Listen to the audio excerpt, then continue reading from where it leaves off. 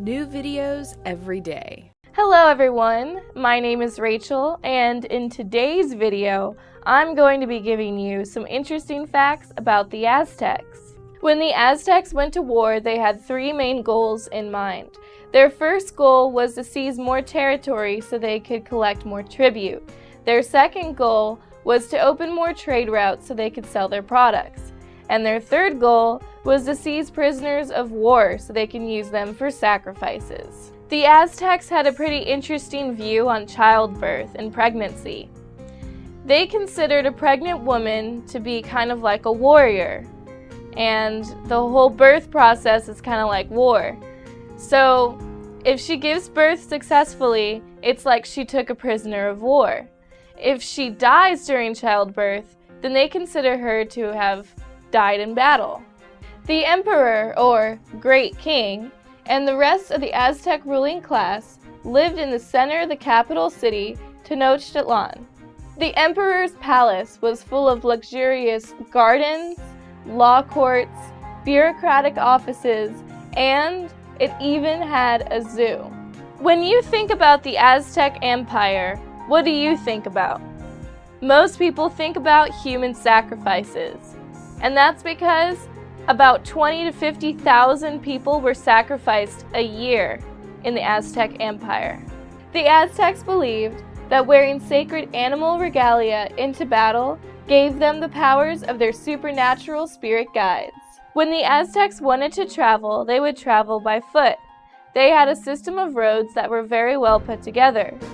These roads were paid for by tribute. So when people were traveling, they had places along the way to stop and rest and eat, and restrooms to use. There were couriers that were often traveling on these roads, and these couriers were letting people be informed about events and keeping them on the in. These couriers were also watching after the road, looking after it, taking care of it.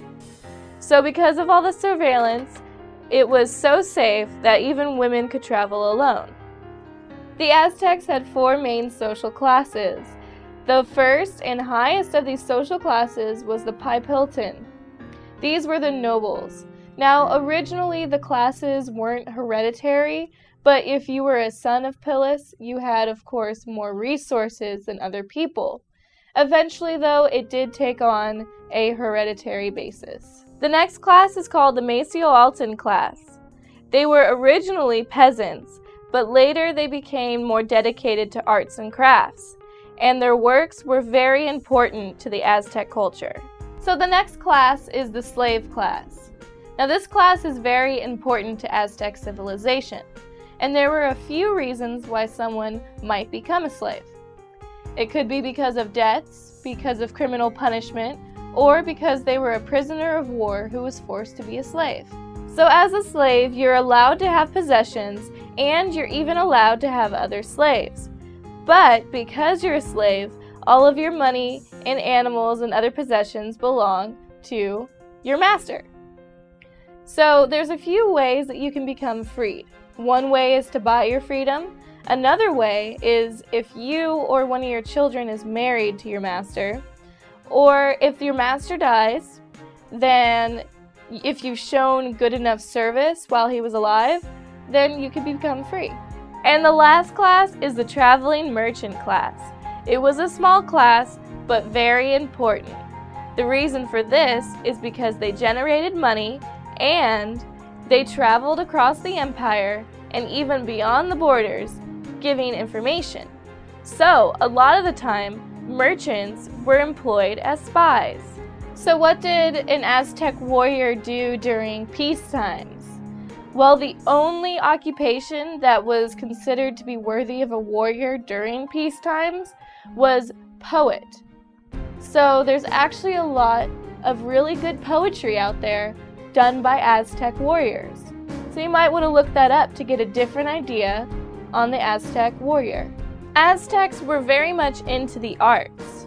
They had kind of a theater going on where they would have either like a comedical performance with music and acrobats, or they would have a dramatization of one of the stories of their gods.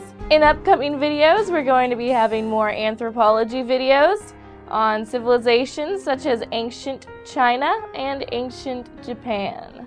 In a future video, we're going to be giving you some facts about STDs. Thank you again for watching one of my videos. I hope you learned something interesting about the Aztecs today. If you haven't already, please subscribe to our channel now.